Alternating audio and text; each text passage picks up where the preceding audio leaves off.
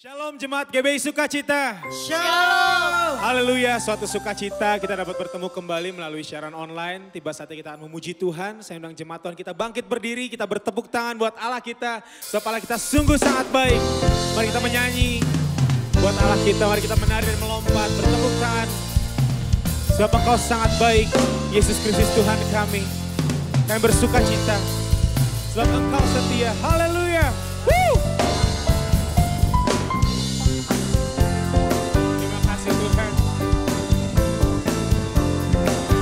Nyatakan, nyanyi puji Tuhan, oh bangun bait kudusnya di tempat ini, Yesus telah hadir, kemuliaan Tuhan dinyatakan, oh sukacita, bangun bait kudusnya, persembahkanlah seluruh hidupku bagi kemuliaannya. Mari nyatakan anugerahnya bagiku, amin.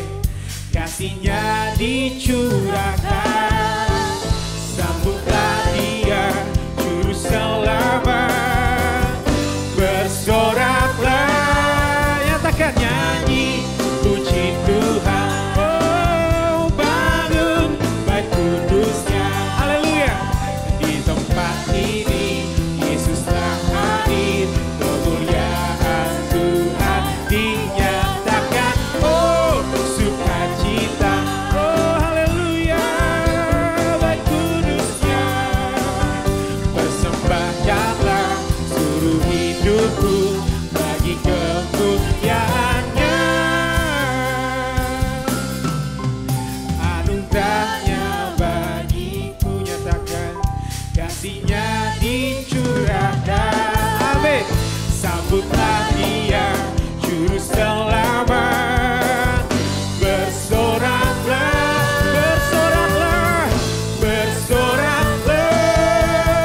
nyanyi puji Tuhan, oh bangun bait kudusnya di tempat ini, Yesus telah hadir, kemuliaan Tuhan dinyatakan, oh sukacita, haleluya, bait kudusnya, persembahkanlah seluruh hidupku bagi kemuliaannya. Musik memuji Tuhan, haleluya. Kami bersuka buat kebaikan-Mu, oh haleluya. Terima kasih Tuhan. Nyatakan anugerahnya bagiku, amin. Kasihnya dicurahkan, sambutlah dia juru selamat, bersoraklah, nyanyi puji Tuhan, oh bangun bait kudusnya di tempat ini, Yesus telah hadir, kemuliaan Tuhan dinyatakan, oh sukacita, amin. Bangun bait kudusnya, persembahkanlah seluruh hidupku bagi kemuliaan, persembahkanlah seluruh hidupku bagi kemuliaannya. Haleluya, kita bertepuk tangan. Sebab Allah kita sungguh hebat dan besar. Kita bersukacita, kita akan melompat buat Allah kita dan nyatakan, Allah kita heran dan besar. Oh, Allah yang heran, amin. Allah yang cinta kita semua, berkati dengan limpah. Allah yang heranlah, Allah kita heran dan besar. Oh, Allah yang heranlah, Allah yang cinta kita semua, berkati dengan limpah. Allah yang heranlah, dan Allah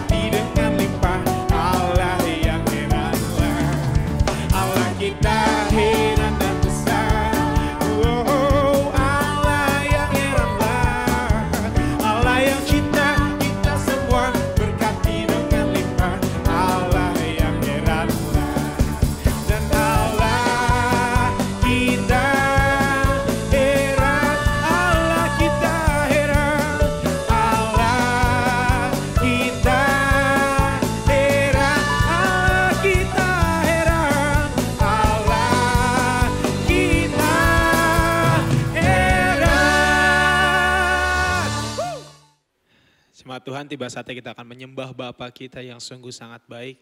Mari kita siapkan hati kita. Kita percaya bahwa kasih Tuhan nyata dalam hidup kita. Kita nikmati kasih-Mu Tuhan. Kita percaya bahwa Engkau sangat baik. Kami mau nyatakan di tempat ini Tuhan. Aku nantikan janji Allah dinapi dalamku. Ku harapkan yang terbaik terjadi di dalamku. Yang ku tahu Dia kerjakan seturut firman-Nya bagi kemuliaan-Nya. Yang ku yakin Dia sediakan seturut kasih-Nya bagiku.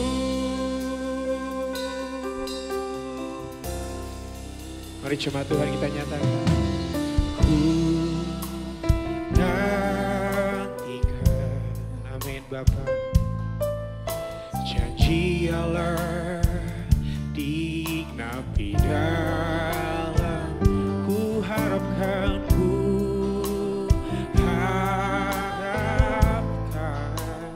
amin Tuhan, yang terbaik terjadi dalamku. Yang ku tahu Dia kerjakan seturut firman-Nya bagi kemuliaan-Nya. Yang ku yakin Dia sediakan seturut kasih-Nya bagiku. Yang ku tahu Dia kerjakan. Kami percaya Tuhan seturut firman-Nya bagi kemuliaan-Nya.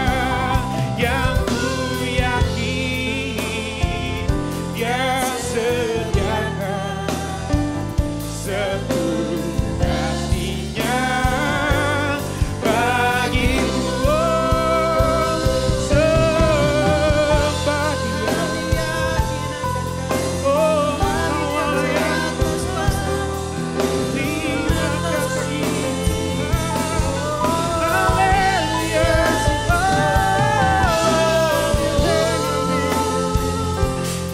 Engkau sangat mencintai kami Bapa. Engkau mengasihi, Engkau memiliki kami, dan Engkau pedulikan kami. Haleluya. Terima kasih Tuhan. Engkau setia, Engkau setia. Haleluya. Terima kasih. Kami percaya kasih-Mu membebaskan kami. Yang ku tahu Dia kerjakan. Kami percaya Tuhan seturut, sebab firman-Mu ya dan amin bagi kemuliaan-Nya. Yang ku yakin dan kami tahu Tuhan Dia sediakan seturut kasih-Nya bagiku. Nyatakan yang ku tahu, yang ku tahu, Yang kerjakan dan firman-Mu Bapa dalam hidup kami. Yang ku yakin Dia sediakan seturut kasih-Nya bagi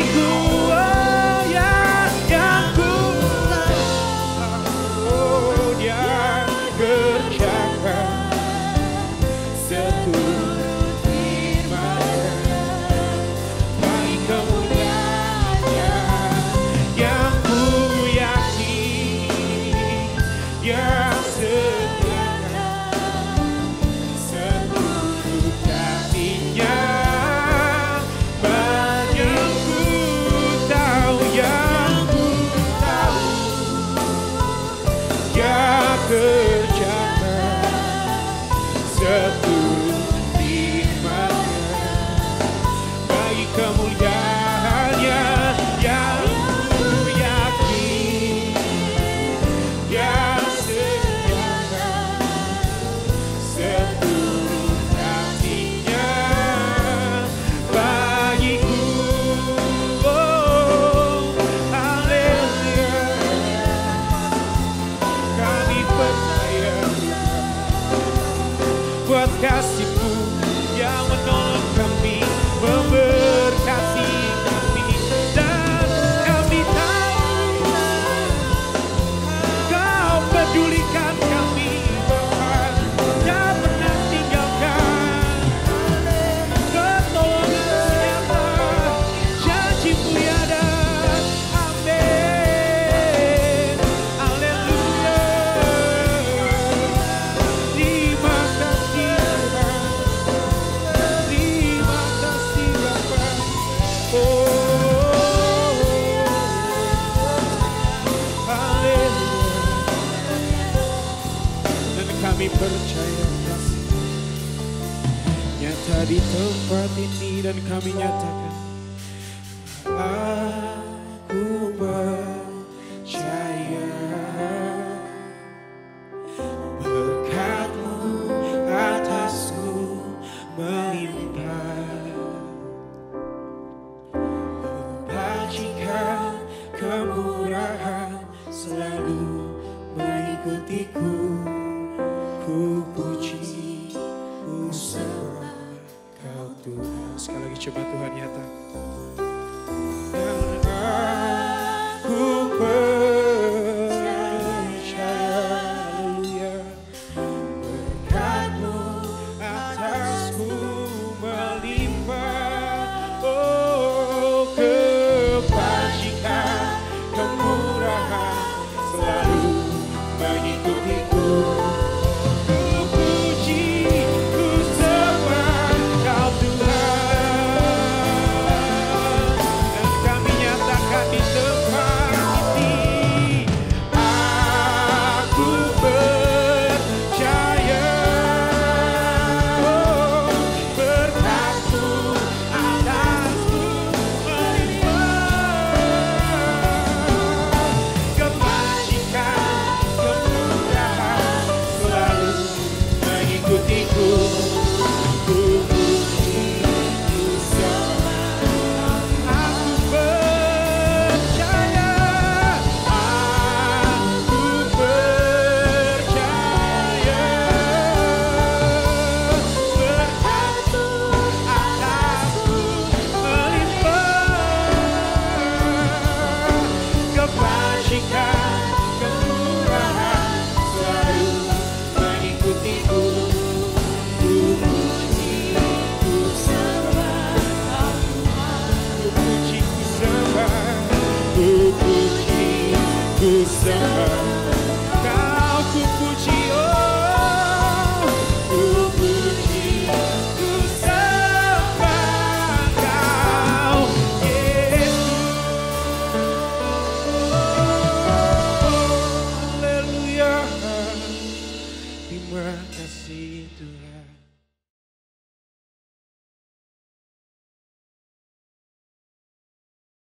Shalom, selamat pagi Bapak Ibu Saudara kasih. Kita bersyukur buat pagi hari ini kita masih bisa bersama-sama menikmati Tuhan dalam persekutuan kita.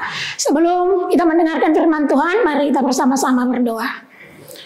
Terima kasih Bapak yang baik buat kasih karunia-Mu yang terus melimpah di dalam hidup kami. Kami bersyukur karena Engkau setia bagi kami. Banyak hal di dalam hidup kami tidak setia.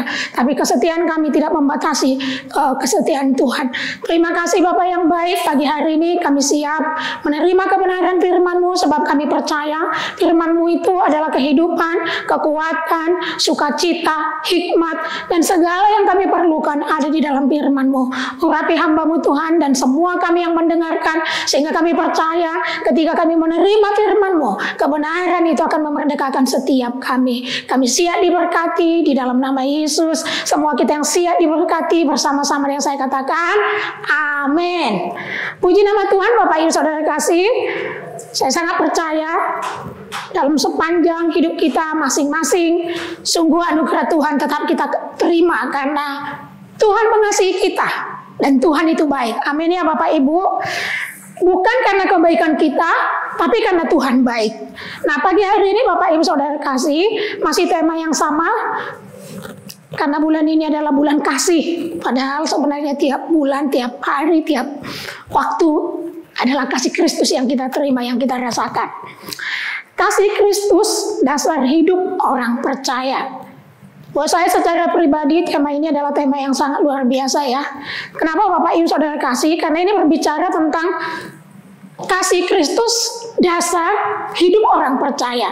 Nah, saya sangat-sangat percaya Bapak Ibu Saudara kasih, kalau misalnya kita melihat bangunan yang megah, kalau kita melihat gedung yang megah, kita perlu tahu Bapak Ibu Saudara kasih bahwa ternyata gedung itu bisa semegah itu, bangunan itu bisa semegah itu, bahwa ternyata ada dasar atau fondasi yang dibuat di bawahnya itu sangat-sangat kuat.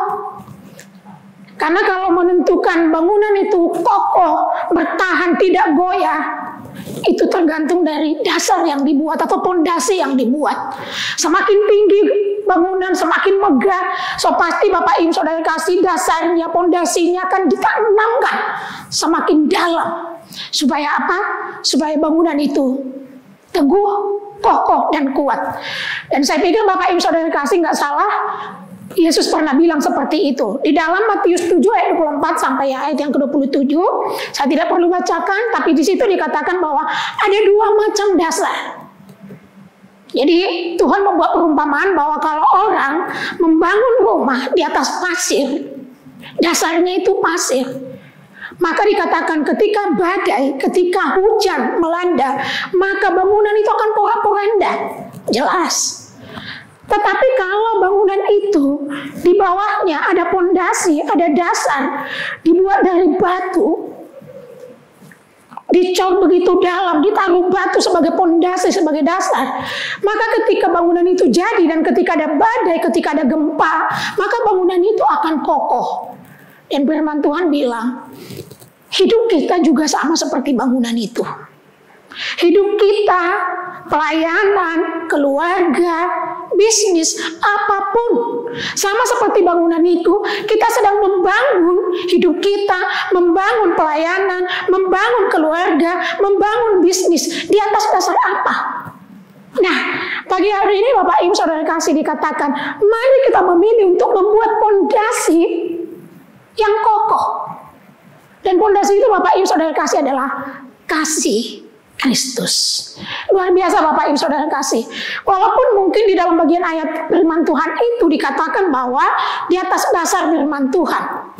Tapi saya sangat percaya yang dimaksud oleh Yesus pada waktu itu adalah firman Tuhan, yang dimaksud adalah kasih Kristus, kasih Yesus. Itu adalah dasar di dalam hidup kita. Kasih seperti apa sih yang dimiliki oleh Kristus? Nah, ini Bapak Ibu Saudara kasih, kita bersyukur sekali. Ini minggu yang ketiga dan minggu pertama, minggu kedua oleh Pak Samuel dan juga Bapak Gembala kita Pak Tarigan sudah menyampaikan juga yang saya sangat percaya memberkati kita.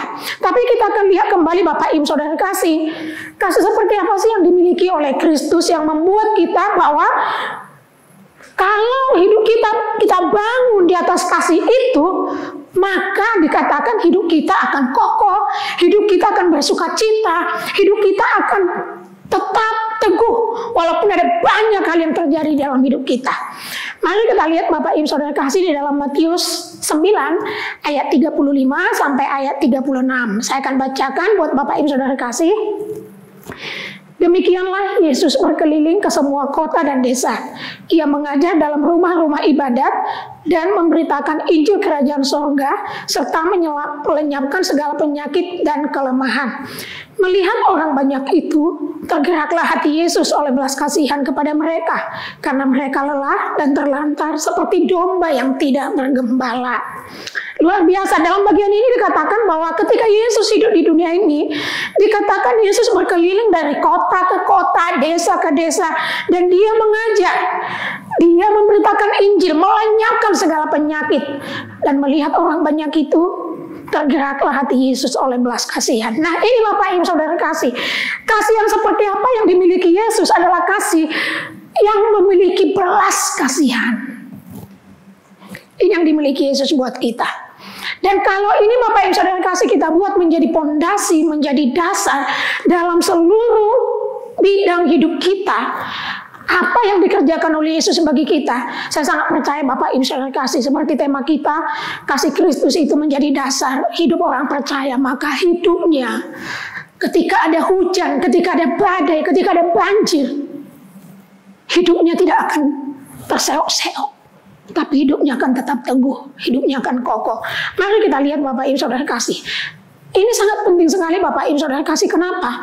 Karena mungkin Bapak Ibu Saudara kasih selama ini banyak sekali yang kita dengar, mungkin bahkan khotbah-khotbah juga yang mengatakan bahwa Yesus itu baik, Yesus itu memberkatimu kalau engkau sudah baik, kalau engkau sudah mulai rajin, kalau engkau begini, kalau engkau begini. Mungkin Bapak Ibu Saudara kasih sebagai orang Kristen atau sebagai orang percaya, mungkin seringkali kita dengar khotbah yang seperti itu, atau mungkin kita masih punya pemahaman yang seperti itu. Tuhan itu baik bagi saya, Yesus itu mengasihi saya, memberkati saya, melakukan hal yang baik di dalam hidup saya kalau. Nah, pagi hari ini Bapak Ibu Saudara kasih, ini kabar yang sangat baik apa yang dilakukan oleh Yesus bagi kita, sehingga ini sungguh benar menjadi pondasi dasar hidup kita sebagai orang yang percaya ketika kita hidup di dunia ini. Mari kita lihat Bapak Ibu Saudara kasih, belas kasih seperti apa sih yang dimiliki oleh Yesus. Nah, saya Bapak Ibu Saudara kasih ketika merenungkan bagian ini, ketika saya bagian apa ya Tuhan yang ingin disampaikan, Tuhan hanya mengingatkan kembali apa yang dilakukan oleh Yesus ketika Yesus hidup di dunia ini, ketika Yesus melayani. Dan saya sangat percaya bahwa ada kitab-kitab yang lain yang menjelaskan begitu banyak hal yang dilakukan setelah Yesus bagi kita, ya, setelah kematian Yesus. Tapi yang pagi hari ini Bapak Ibu Saudara kasih yang saya ingin bagikan buat kita adalah ketika Yesus masih hidup. Hati Yesus tergerak oleh belas kasihan ketika dia melihat seorang pendosa. Hati Yesus tergerak oleh belas kasihan ketika Yesus bertemu dengan seorang penjina, pelacur, bahkan orang yang tunasusila boleh dibilangnya. Kita melihat Bapak Ibu Saudara kasih di dalam Yohanes 4 ayat 1 sampai 42, ini adalah kisah yang sangat panjang. Ceritanya adalah di situ ada seorang perempuan Samaria yang dia hidup berganti-ganti laki-laki. Dan ketika dia akan mengambil air ke sumur, dia pergi jam 12 siang. Kenapa jam 12 siang? Karena jam 12 siang gak ada orang di sumur. Dia malu kalau banyak orang. Dia pergi jam 12 siang supaya tidak ketemu dengan orang-orang. Karena dia merasa hidupnya begitu hina. Dia merasa hidupnya gak pantas, gak seperti orang lain. Bukan hanya satu suami, tapi bahkan yang kelima yang bersama-sama dengan dia pun bukan suaminya. Ini luar biasa gitu ya Bapak Ibu Saudara kasih. Saya tidak tahu Bapak Ibu Saudara kasih, kalau misalnya ada seorang perempuan hidup di tengah-tengah kita dengan status seperti ini, saya tidak tahu seperti apa kita menilai. Tapi luar biasanya Bapak Ibu Saudara kasih ketika Yesus ada di dunia ini dan dia tahu ada seorang perempuan. Bapak Ibu Saudara kasih, ketika Yesus mau melakukan perjalanan, harusnya ketika Yesus lewat Samaria, lewat sumur ini, itu akan menempuh perjalanan yang lebih panjang. Tetapi Yesus memutuskan untuk memilih itu supaya apa? Supaya bertemu dengan perempuan ini. Dan ketika ada perbincangan Bapak Ibu Saudara kasih, Yesus tidak menghakimi perempuan itu. Yesus tahu. Itu sebabnya Yesus bersengaja ketemu dengan perempuan ini yang mungkin banyak orang menghindari. Bahkan perempuan ini sendiri gak mau ketemu orang karena dia merasa malu. Dia tahu persis bahwa orang gak menerima dia. Dia sadar itu. Tapi apa yang dilakukan oleh Yesus? Yesus mengambil waktu yang lebih panjang untuk bertemu dengan perempuan ini. Dan di dalam percakapannya sampai perempuan ini tahu bahwa Yesus itu adalah juru selamat yang mengasihi dia, yang menerima dia. Hati seperti ini Bapak Ibu Saudara kasih. Ketika Yesus bertemu dengan seorang pendosa, Yesus menerima pendosa itu. Ini perempuan Samaria Bapak Ibu Saudara kasih. Sampai perempuan ini menyadari betapa dia berharga. betapa ada seorang yang mengasihi dia. Dan pada akhirnya kasihlah Bapak Ibu Saudara kasih yang mengubah perempuan itu.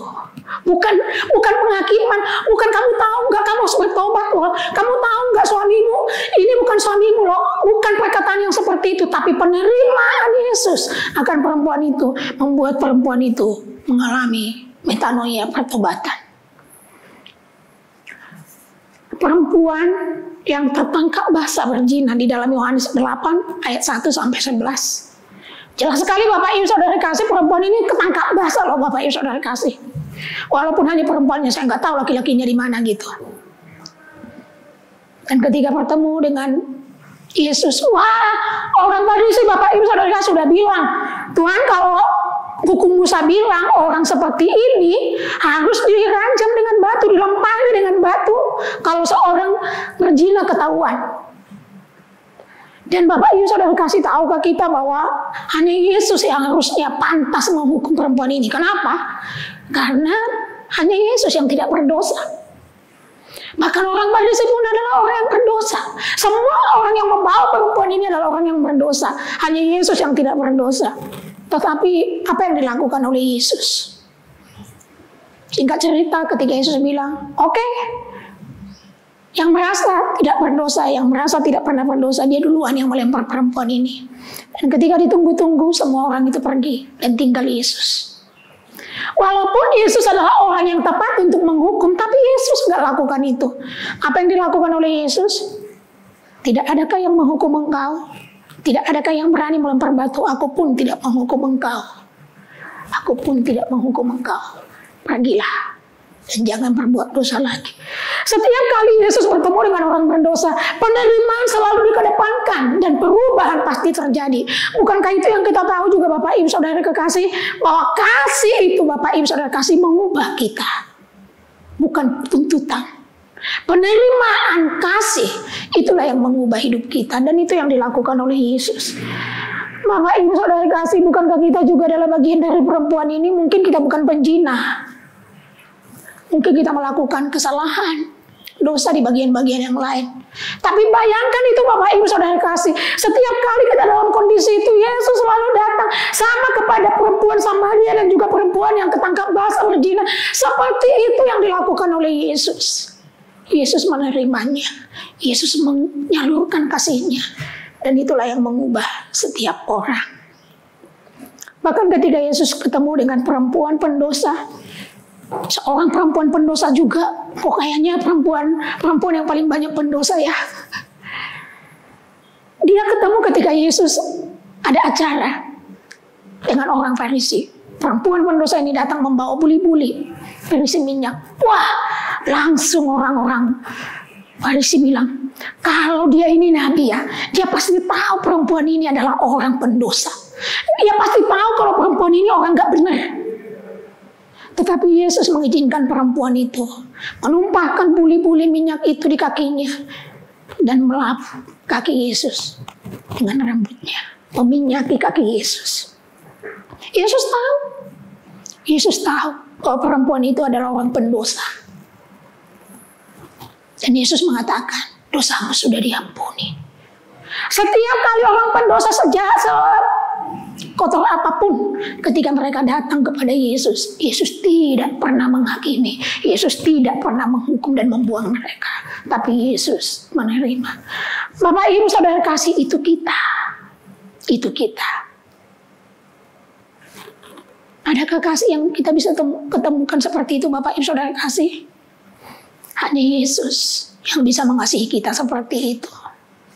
Saya nggak tahu Bapak Ibu Saudara kasih, kegagalan apa yang sedang ada di dalam hidup kita, atau apa yang kita rasa kok kayaknya kita nggak layak nih, nggak pantas, ada sesuatu yang nggak pantas kita lakukan.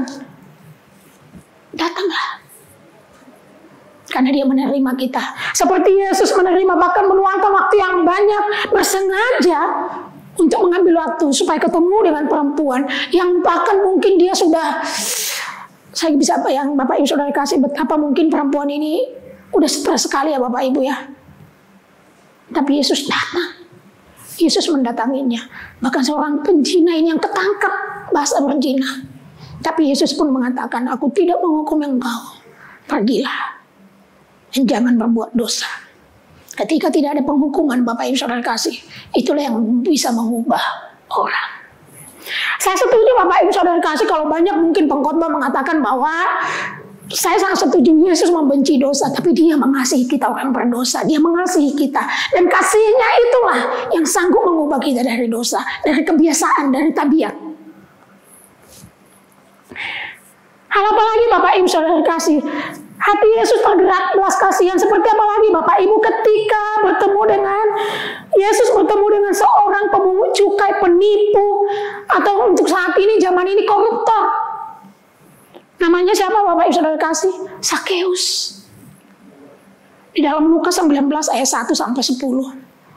Ini Sakeus ini Bapak Ibu Saudara kasih, sampai dia kaya, tapi dari hasil apa dia nilai, dia nipu. Saya nggak tahu, atau mungkin zaman sekarang mungkin dikatakan rentenir gitu ya Bapak Ibu ya. Dan di dalam kisah ini, ketika Yesus datang ke kota itu, ada begitu banyak orang yang datang. Dan Sakeus ini pingin lihat seperti apa sih Yesus itu. Ya karena dia pendek mungkin seperti saya, dia nggak bisa lihat di kerumunan orang banyak, dia naik ke pohon. Tapi Tuhan bilang, Sakeus turunlah, aku akan bertamu ke rumahmu. Wah, luar biasa Bapak Ibu Saudara kasih. Bisa dibayangkan Bapak Ibu Saudara kasih, Yesus pergi ke tempat itu Yeriko, dan banyak orang di sana, tapi yang dikunjungi Yesus, disengaja Yesus itu datang ke rumahnya adalah orang koruptor ini Bapak Ibu Saudara kasih. Apakah tidak ada orang-orang yang saleh di sana? Tapi Yesus datang Bapak Ibu Saudara kasih, khusus bertamu ke Sakeus, orang yang dibenci di kotanya pada waktu itu. Tuhan Yesus tahu kalau Sakeus itu suka menipu. Tapi Yesus nggak datang untuk bilang, "Hei Sakeus, saya datang ke rumahmu dan saya mau bilang kamu harus bertobat ya. Kamu harus lakukan yang benar. Ketika kamu memungut cukai itu, lakukanlah seperti yang sudah seharusnya." Yesus nggak ngomong gitu. Tapi ketika Yesus datang ke rumahnya, kehadiran Yesus, penerimaan Yesus atas Sakeus, itulah yang membuat Sakeus bilang apa? Tuhan, kalau ada yang saya tipu, saya akan mengembalikan 3-4 kali lipat. Gak disuruh loh. Ini yang dilakukan oleh Yesus. Itu sebabnya Bapak Ibu Saudara kekasih tadi, kalau dikatakan tergerak hati Yesus oleh belas kasihan untuk pendosa, untuk koruptor, untuk para penipu. Hati Yesus tergerak oleh belas kasihan, bukan tuntutan, bukan penghakiman. Yang selanjutnya Bapak Ibu Saudara kasih, Yesus bertemu dengan orang-orang sakit. Kalau ini Bapak Ibu Saudara kasih, ambil semua Injil menceritakan apa yang dilakukan oleh Yesus. Tadi juga di dalam ayat 35 dari Matius 9 dikatakan bahwa memberitakan Injil Kerajaan Surga serta melenyapkan segala penyakit dan kelemahan. Kita bisa lihat Bapak Ibu Saudara kasih, berkeliling dari kota ke desa. Yesus melakukan apa? Mukjizat penyembuhan, mulai dari lumpuh, dari buta, bisu, kusta, apalagi semua penyakit, kerasukan setan, bahkan orang mati pun dibangkitkan oleh Yesus. Ini yang dilakukan oleh Yesus Bapak Ibu Saudara kekasih. Semua penyakit, dari mulai yang paling mungkin tidak terlalu parah sampai yang paling parah, yang akut. Setiap orang yang membawa orang sakit kepada Yesus, semuanya disembuhkan. Itulah belas kasihan Yesus. Kalau mungkin saat ini Bapak Ibu Saudara kasih, kita mungkin mengalami kelemahan, mungkin kita mengalami sakit penyakit. Seperti halnya Bapak Ibu Saudara kasih, ketika Yesus pada waktu itu datang, bahkan orang-orang membawa orang sakit kepada Yesus, dikatakan semuanya disembuhkan. Semuanya disembuhkan. Itu juga menjadi bagian setiap kita Bapak Ibu Saudara kasih. Apalagi kita hidup saat ini Bapak Ibu, hidup di masa kasih karunia. Yesus sudah mati di kayu salib untuk menanggung setiap segala sakit penyakit kita. Di dalam Yesaya 53 ayat yang ke-5 kalau nggak salah dikatakan oleh beliau Yesus, kita sudah sembuh. 1 Petrus 2 ayat 24 dikatakan segala sakit penyakit kita ditanggungnya. Supaya apa? Supaya kita sembuh.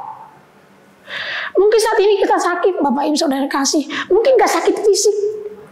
Mungkin kita sedang kesepian, mungkin kita sedang marah, mungkin kita sedang stres mungkin. Bapak Ibu Saudara kasih, untuk itu pun Yesus sudah mati. Dan oleh beliau-Nya kita sembuh. Matius 11 ayat 28. Marilah kepadaku semua yang letih lesu dan berbeban berat, aku akan memberikan kelegaan kepadamu. Marilah semua yang letih lesu dan berbeban berat, aku akan memberikan kelegaan kepadamu.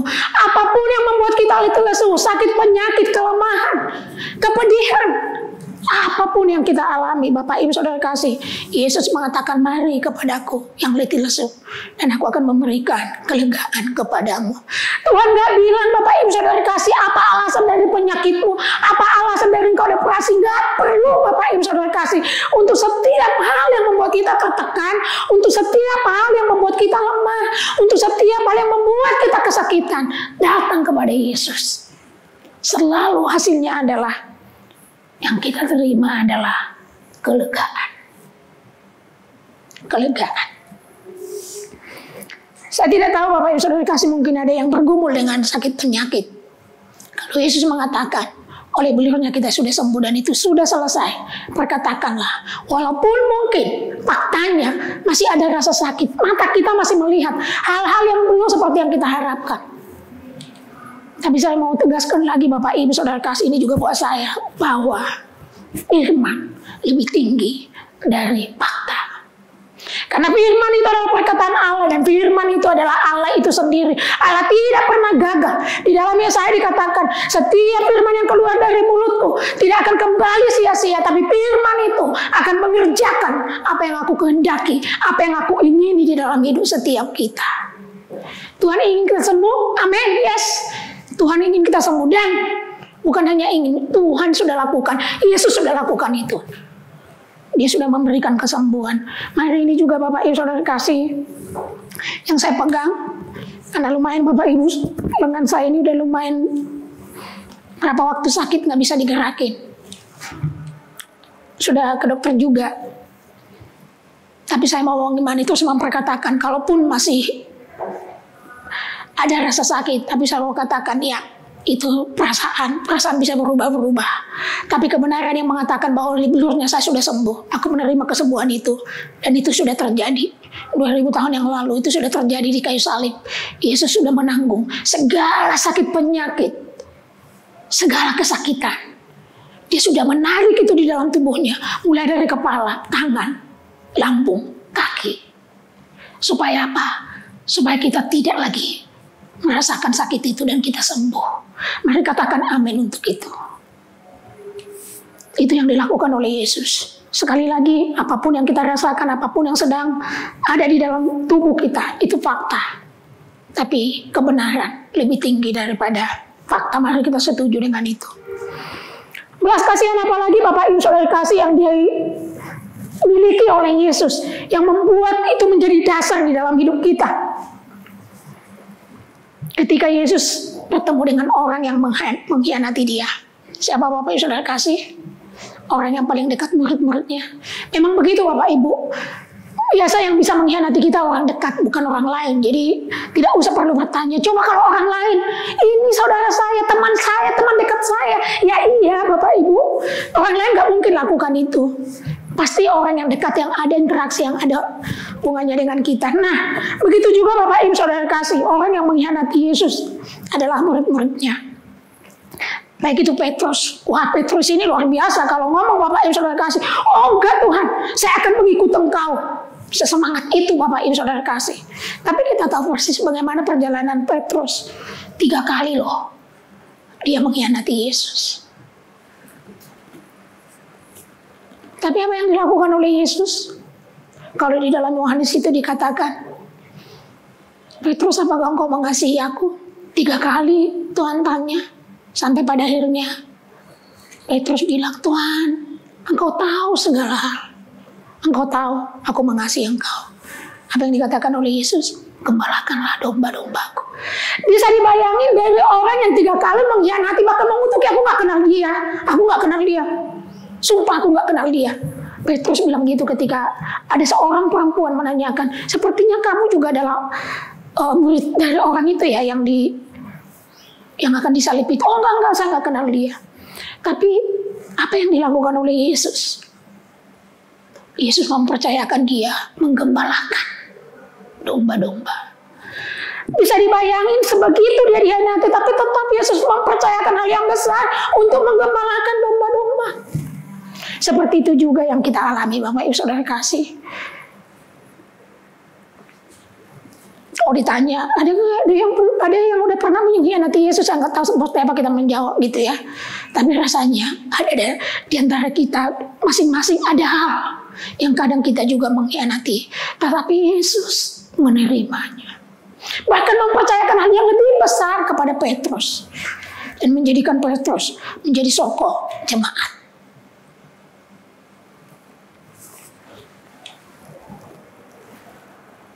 Bahkan dengan Yudas juga Bapak Ibu Saudara kasih. Tapi yang membedakan Petrus dengan Yudas hanya menyesal dan tidak datang kepada Yesus.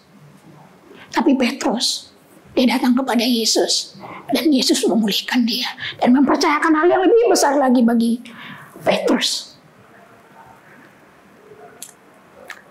Belas kasihan yang dimiliki oleh Yesus ketika bahkan seseorang itu meragukan ketuhanan Yesus. Siapa itu Bapak Ibu Saudara kasih? Yohanes Pembaptis. Yohanes Pembaptis ini adalah kalau dikatakan sebelum Yesus datang, dia disuruh untuk mempersiapkan jalan bagi Yesus. Dan dia mengenal ketika Yesus datang untuk dibaptis oleh Yohanes, Yohanes bilang, enggak Tuhan, seharusnya Tuhan yang membaptis aku, bukan aku. Tapi Yesus bilang, supaya semua yang tercatat itu terjadi. Dan ketika Yesus datang, Yohanes bilang, inilah dia, domba yang akan menebus umat semua manusia. Yohanes bilang itu loh. Yohanes tahu bahwa itu Yesus. Tapi ada masa ketika Yohanes Pembaptis akhirnya dia dipenjara. Dan dia mendengar hal-hal mujizat, hal-hal yang luar biasa yang dikerjakan oleh Yesus. Dia suruh muridnya untuk bertanya kepada Yesus. Tolong tanyakan kepada Yesus, apakah engkau Mesias itu ataukah kami harus menunggu lagi? Ini benar-benar seseorang yang tadinya begitu yakin tentang Yesus. Tapi tiba-tiba Bapak Ibu Saudara kasih, dia meragukan Yesus. Dia menyuruh muridnya untuk menanyakan kepada Yesus, masih adakah yang kami tunggu atau engkaukah itu Mesias itu? Tapi bagaimana respon Yesus terhadap orang yang seperti ini Bapak Ibu? Yang kadang ragu. Kalau mungkin di antara kita ada yang bilang, gimana ya, aku tidak seyakin kamu sih. Aduh, aku suka ragu kadang tentang Tuhan. Aku kadang tidak yakin tentang Yesus. Saudara, bahwa Yesus juga pernah bertemu dengan orang seperti itu, yaitu Yohanes Pembaptis. Tetapi apa yang dilakukan oleh Yesus?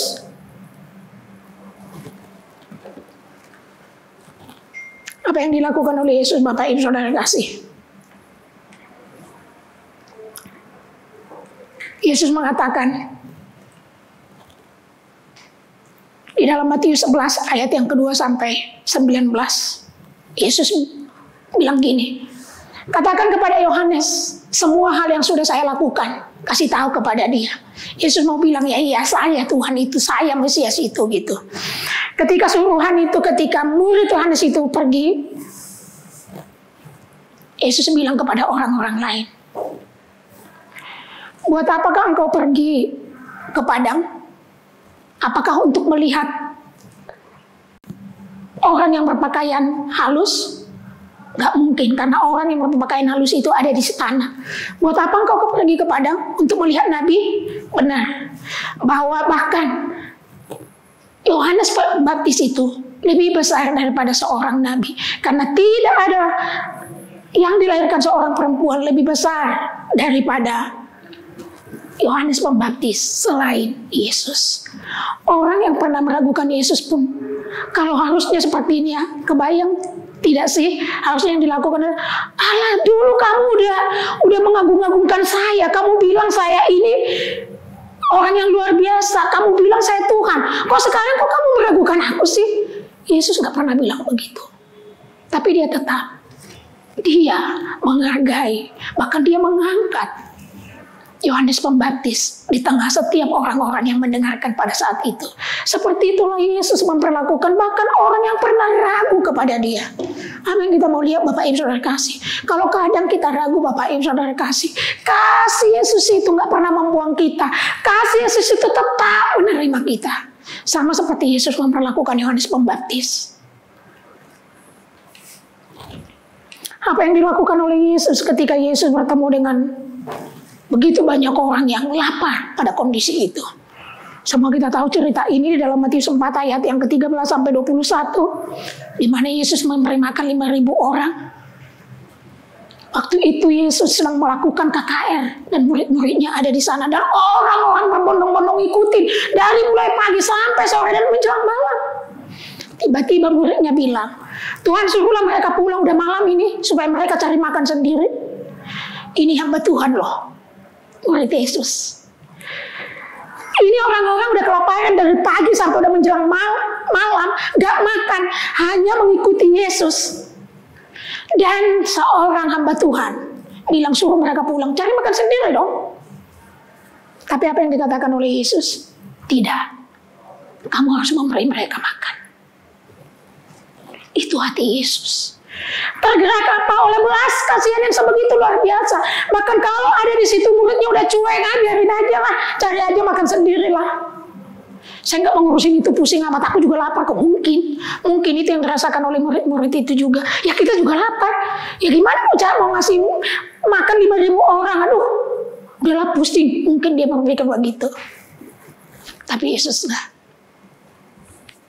harus memberi mereka makan. Sampai sebegitulah Yesus peduli sama kita. Mungkin ada orang-orang yang kita harapkan bisa nolong kita, bisa peduli sama kita, bisa care sama kita. Ya samalah kayak hamba Tuhan ini tadi, yaitu muridnya Yesus itu bisa disebut hamba Tuhan. Dia bilang, biarin aja lah mereka cari sendiri. Biarin aja lah mereka ngurusin mereka sendiri. Ya kita juga perlu makan kok. Ngapain kita ngurusin? Aku juga lapar mungkin. Itu manusia. Jadi kalau kadang Bapak Ibu Saudara kasih, kita mungkin berharap ke orang-orang yang mungkin bahkan orang rohani atau hamba Tuhan. Ya begitu Bapak Ibu. Tapi betapa bersyukurnya kita. Karena kita punya Yesus yang luar biasa. 5.000 orang dia memberi makan. 5.000 orang kenyang sampai berkelimpahan.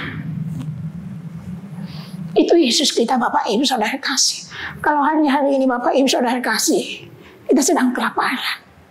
Kita sedang kekurangan. Dia adalah penyedia buat kita. Amin. Dia adalah Yehova Jireh, Allah yang menyediakan buat kita. Gak seperti muridnya yang udah gak mau masa bodoh lah gitu ya. Mungkin juga dibilang aku sudah capek, aku juga lapar. Tapi Yesus enggak. Dia memberi 5.000 orang makan. Mungkin ada orang yang tidak peduli dengan Bapak Ibu Saudara kasih, apalagi di masa pandemi saat ini. Kadang kita tidak ketemu. Jujur Bapak Ibu Saudara kasih, kadang ketika ketemu, wah tahun kemarin saya sakit loh. Tahun kemarin saya kekurangan loh, saya kondisinya begini. Dan kita nggak tahu Bapak Ibu Saudara kasih. Mungkin ada rasa kecewa mungkin. Tapi itulah faktanya Bapak Ibu Saudara kasih. Tapi orang yang kita harapkan, atau mungkin hamba Tuhan atau siapapun Bapak Ibu Saudara kasih, bisa terbatas sama seperti murid-murid yang saya mengerti juga. Mungkin bukan mereka karena egois juga, tapi mereka terbatas Bapak Ibu Saudara kasih. Tapi ada Yesus yang tidak terbatas, yang sangat mengerti bahkan ketika kita nggak ngomong, tapi dia mengerti dan dia sanggup menyediakan buat setiap kita. Amin. Saya sangat percaya Bapak Ibu Saudara kasih punya pengalaman ya. 2 tahun masa sulit yang kita hadapi, kadang tidak ada komunikasi juga, tapi saya sangat percaya Yesus tidak pernah putus komunikasi. Bukan hanya berkomunikasi, tapi juga menyuruh burung gagak untuk menyediakan apapun yang kita perlukan. Amin. Itu Yesus yang kita punya. Bahkan Bapak Ibu Saudara kasih, ada kisah di mana belas kasihan Yesus yang luar biasa, yang sangat memberkati saya juga. Ketika dalam satu pesta pernikahan, kehabisan anggur. Yesus datang ke sana. Bisa dibayangin Bapak Ibu Saudara kasih dalam pesta pernikahan ini, kalau di Israel, ya ini adalah kebanggaan ya. Jadi kalau di sini ya makanan gitu, tapi kalau di pernikahan di sana ya anggur gitu ya. Bisa dibayangkan gak kalau kita lagi pesta dan kekurangan makan? Udah kayak apa itu rasanya? Seperti itu yang terjadi di Kana, Bapak Ibu Saudara kasih. Dan Yesus datang. Dan dia membuat air menjadi anggur. Ini berbicara Bapak Ibu Saudara kasih, kalau di dalam rumah tangga sudah hilang kemanisan, hilang keharmonisan, hilang rasa antara suami dan istri. Ini waktunya Bapak Ibu Saudara kasih bahwa Yesus hadir untuk memberikan cinta, untuk memberikan kasih, untuk memberikan kemesraan di tengah keluarga, hubungan suami istri. Itu yang dilakukan oleh Yesus. Saya nggak tahu Bapak Ibu Saudara kasih, kalau mungkin ada keluarga-keluarga yang rasanya kayak sudah kayak ya hanya satu rumah. Tapi Bapak Ibu Saudara kasih, sama seperti ketika Yesus datang ke pesta pernikahan di Kana. Dia memberikan kemanisan, dia membuat air menjadi anggur, dia memberikan rasa, dia memberikan keharmonisan. Di tengah pesta itu juga yang Tuhan kerjakan. Di tengah keluarga-keluarga, tidak hanya suami istri Bapak Ibu Saudara kasih, baik mungkin hubungan antara orang tua dengan anak, saudara bersaudara, ketika ada clash, ketika ada kasih yang mulai memudar Bapak Ibu Saudara kasih, Tuhan bisa membuat itu kembali, menghadirkan kasih itu, kemanisan itu seperti anggur yang ada di tengah keluarga. Pernikahan keluarga di Kana.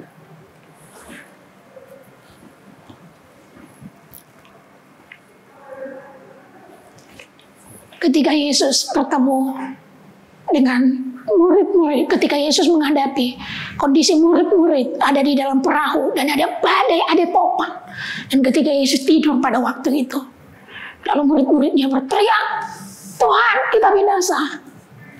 Yesus bangun dan Yesus berkata, diam, tenanglah. Dia menghardik badai itu dan topan itu berhenti. Yesus gak marah sama murid-murid. Dia menghardik topan. Tapi yang luar biasanya Bapak Ibu Saudara kasih, yang saya lihat di sini adalah teriakan kita, panggilan kita akan Yesus itu membangunkan Yesus. Bisa dibayangkan Bapak Ibu Saudara kasih, Yesus gak terganggu itu dengan badai Bapak Ibu Saudara kasih. Tapi ketika muridnya berseru memanggil dia, dia bangun. Rasanya Bapak Ibu Saudara kasih kayaknya teriakan murid itu nggak lebih kencang loh daripada badai itu. Badai itu pasti Bapak Ibu Saudara kasih yang mengampaskan perahu itu. Tapi itu nggak membuat Yesus bangun. Tapi ketika dia mendengar anak-anak yang dia kasihi berteriak di dalam kesesakan, di dalam mungkin hal yang menakutkan di dalam hidupnya, ketika memanggil namanya, Yesus langsung bangun. Dia nggak tahan untuk mendengar kita Bapak Ibu Saudara kasih. Sebegitu pekanya dia dengan kita. Yesus nggak lebih peka dengan badai, tapi dia jauh lebih peka ketika anak-anaknya yang berseru kepadanya, karena dia sangat mengasihi kita. Amin Bapak Ibu Saudara kasih.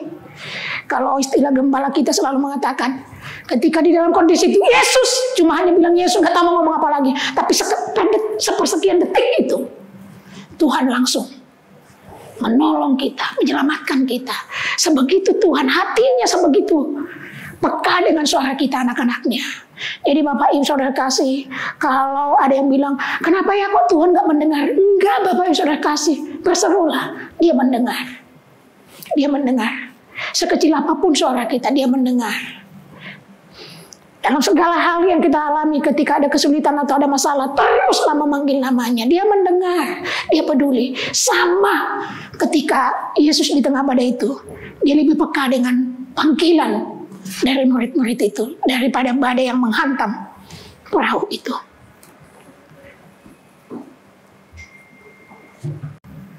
Yang terakhir Bapak Ibu Saudara kasih, mungkin banyak Bapak Ibu Saudara kasih, ada begitu banyak.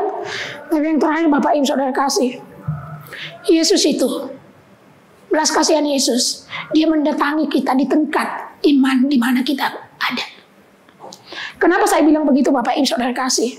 Ada kisah ketika ada seorang Yairus, ketika anaknya mati, dan dia bilang, Tuhan datanglah, tumpangkanlah tanganmu sama anak saya. Yesus datang. Yesus menumpangkan tangan dan sembuh. Tetapi ada seorang perwira Romawi yang hambanya sakit. Dia bilang kepada Yesus supaya menyembuhkan hamba saya ini. Tapi dia bilang, Tuhan gak usah susah-susah datang ya. Katakan saja sepatah kata, hambaku ini pasti sembuh. Dan Yesus gak perlu datang. Yesus hanya menyatakan itu sembuh dan itu sembuh. Bapak Ibu Saudara kasih, kalau kita lihat, ada seorang Yairus yang bilang bahwa harus menumpangkan tangan baru ini sembuh. Tuhan lakukan. Tapi ada seorang Romawi dan dia bilang, gak perlu. Katakan aja satu kata, ini akan sembuh. Dan Tuhan lakukan. Maksudnya apa Bapak Ibu Saudara kasih? Kita gak perlu membandingkan iman kita. Gak perlu harus jadi seperti si Anu. Sepertinya kayaknya kalau seperti Bapak si Anu, dia pelayanan Tuhan lebih mendengar. No, Bapak Ibu Saudara kasih, Yesus itu mendatangi kita di tingkat di mana iman kita berada. Gak masalah buat Tuhan. Sebegitu hati Tuhan. Luar biasa ya Bapak Ibu ya. Dimanapun tingkat iman kita, dia datang, dia lakukan apa yang kita butuhkan. Amin. Sehingga Bapak Ibu Saudara kasih, dalam sepanjang perjalanan ini kita betapa kita harusnya tenang, sukacita, karena kita tahu kasih Kristus luar biasa bagi setiap kita. Amin. Bapak Ibu Saudara kasih, sebelum saya mengakhirinya, saya hanya mau bilang Bapak Ibu Saudara kasih, itu sebabnya dikatakan tadi, kasih Kristus dasar hidup orang percaya.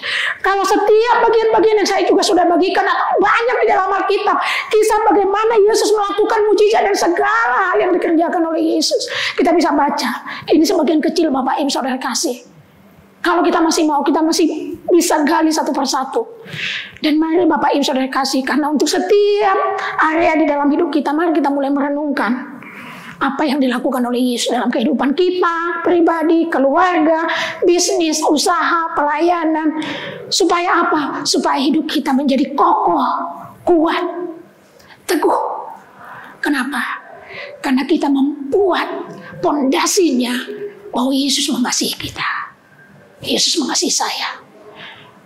Kalau kita mungkin masih orang berdosa, bahkan orang berdosa, kekurangan, dalam tingkat pengenalan akan Tuhan, orang-orang rohani pun yang kadang masih bisa mengecewakan, tetap kasih Yesus menghampiri orang tersebut. Amin Bapak Ibu Saudara kasih. Sehingga Bapak Ibu Saudara kasih, saya hanya mau mendorong setiap kita untuk mengingat kasih Yesus setiap hari, tiap waktu, bahkan tiap detik. Apa yang Yesus lakukan. Seperti ketika Yesus hidup di dunia ini, seperti itu dia mendatangi kita, dia memperlakukan kita, dia menerima kita, dia mengasihi kita. Amin. Dan akhirnya Bapak Ibu Saudara kasih, kalau hidup kita, kalau bisnis kita buat kasih Kristus menjadi pondasi, pelayanan, rumah tangga, semuanya Bapak Ibu Saudara kasih, saya sangat percaya, maka kita menjadi surat Kristus. 2 Korintus 3 ayat 2-3. Kamu adalah surat pujian kami yang tertulis di dalam hati kami dan yang dikenal dan yang dapat dibaca oleh semua orang. Karena telah ternyata bahwa kamu adalah surat Kristus yang ditulis oleh pelayanan kami. Artinya apa Bapak Ibu Saudara kasih? Kalau hidup kita yang seperti ini Bapak Ibu Saudara kasih, kita mendasarinya, kita membuat pondasinya adalah kasih Kristus. Membuat kita teguh ketika ada badai, ketika ada goncangan, ketika ada pandemi saat ini Bapak Ibu Saudara kasih. Ketika kita menjadikan kasih Kristus itu pondasi, kita akan tetap teguh, kita akan kokoh. Dan itu menjadi berkat bagi orang lain. Dan hidup kita bisa dibaca orang lain. Orang akan mudah mengatakan, iya ya, hari-hari ini kondisi sulit, tapi kenapa dia boleh tetap tenang aja? Kenapa dia kelihatan aja mukanya bersuka cita? Kenapa dia kelihatan masih bersemangat saja? Padahal kita ada di dalam pandemi yang sama. Sehingga Bapak Ibu Saudara kekasih, kita menjadi surat yang bisa dibaca orang lain. 2 Korintus 3 ayat 18, dan kita semua mencerminkan kemuliaan Tuhan dengan muka yang tidak berselubung. Dan karena kemuliaan itu datangnya dari Tuhan yang adalah Roh, maka kita diubah menjadi serupa dengan gambarnya dalam kemuliaan yang semakin besar. Ketika kita merenungkan kebaikan Tuhan, Roh Allah itu akan mulai mempengaruhi pikiran kita, sikap kita, tindakan kita. Dan hari lepas hari semakin sama seperti Kristus, kemuliaan Kristus semakin nampak di dalam hidup kita. Amin. Mari kita berdoa. Kami bersyukur buat kebenaran firman-Mu yang kami dengar. Terima kasih Bapa yang baik, bahwa kasih Kristus adalah pondasi di dalam hidup kami sebagai orang percaya. Karena ketika kami mengarahkan mata kami, pandangan kami kepada kasih Kristus terhadap setiap kami dalam setiap kondisi, dan di dalam firman-Mu Tuhan, ada begitu banyak bagaimana ketika Engkau hidup di dunia ini memperlakukan orang berdosa, memperlakukan orang lapar, memperlakukan orang sakit. Penerimaan yang terus Tuhan Engkau berikan itu mengubah orang-orang pada waktu itu. Tuhan yang sama, Roh yang sama bekerja di dalam kami. Engkau menerima kami Tuhan. Bapakku berdoa di dalam nama Yesus, biar setiap kami Tuhan, seluruh umat Tuhan, bahkan setiap yang mendengar khotbah ini, biar Roh Kudus-Mu Tuhan mengilhami kami, memberikan kami pewahyuan yang lebih lagi, sehingga kasih Kristus itu semakin besar di dalam hidup kami. Dan itu membuat hidup kami Tuhan kokoh. Itu membuat hidup kami teguh. Kami tahu di tengah situasi kondisi saat ini, tapi kami mempercayai firman-Mu mengatakan Tuhan, ketika kami membangun hidup kami di atas dasar kebenaran kasih Kristus bagi kami, itulah yang membuat kami tak tergoyahkan. Karena Engkau menjadi pondasi di dalam hidup kami. Menghadapi masa sulit saat ini Tuhan, kami tetap teguh karena Engkau cukup bagi kami. Anugerah-Mu Tuhan tersedia bagi setiap kami, bahkan untuk seluruh jemaat Tuhan. Terima kasih buat firman-Mu. Di dalam nama Yesus kami berdoa dan mengucap syukur. Haleluya. Amin. Ya jemaat Tuhan, kita siap akan menutup ibadah kita. Kita akan menyembah Bapa kita dengan sangat sukacita sebab Dia Bapa yang sangat baik. Haleluya. Ya oh, yang ku tahu Dia kerjakan seturut firman-Nya bagi kemuliaan-Nya yang ku yakin. Dia sediakan seturut kasih-Nya bagiku. Sekali lagi nyatakan yang ku tahu, yang ku tahu Dia kerjakan seturut firman-Nya bagi kemuliaan-Nya yang ku yakin. Dia sediakan seturut kasih-Nya bagiku. Yang ku tahu, yang ku tahu, amin Bapa, Dia kerjakan seturut firman-Nya bagi kemuliaan-Nya yang ku yakin.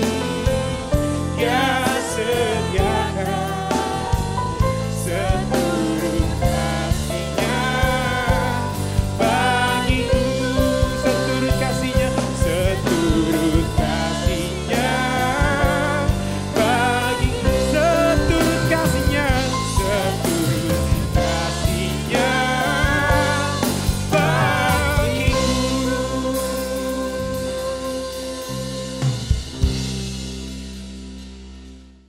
Bapak Ibu Saudara kasih, kita akan bersama-sama berdoa syafaat. Mari kita berdoa.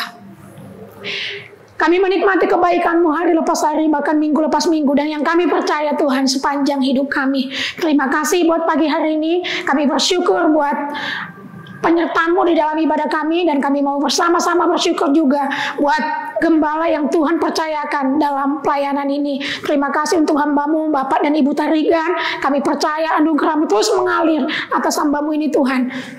Memberikan kekuatan, kesehatan, umur yang panjang, bahkan hikmat yang daripada Tuhan, sehingga dalam pelayanan ini boleh tetap bersukacita. Terima kasih juga kami bersyukur buat hamba-Mu Pak Samuel sebagai wakil gembala di jemaat ini. Kami bersyukur ya Tuhan, Tuhan memberikan hikmat, Tuhan memberikan kekuatan dalam tanggung jawab yang besar, supaya boleh terus Tuhan menjadi saluran berkat-Mu, memberkati juga baik ibu dan anak-anak. Terima kasih bahkan untuk semua hamba-hamba-Mu yang melayani, baik yang ada di pusat. Tuhan juga terus melimpahkan anugerah-Mu, sehingga dalam setiap tanggung jawab kami boleh maksimal melayani Tuhan. Berkati juga ya Tuhan untuk seluruh umat Tuhan, bahkan yang ambil bagian dalam pelayanan, kami percaya bahwa Tuhan melimpahi mereka dengan segala kebaikan 100 kali ganda. Kami bersyukur buat pelayanan juga yang ada di tim misi, yang ada di daerah-daerah. Tuhan juga campur tangan, khususnya untuk setiap hamba-hambamu yang Tuhan pakai menjadi saluran berkat-Mu.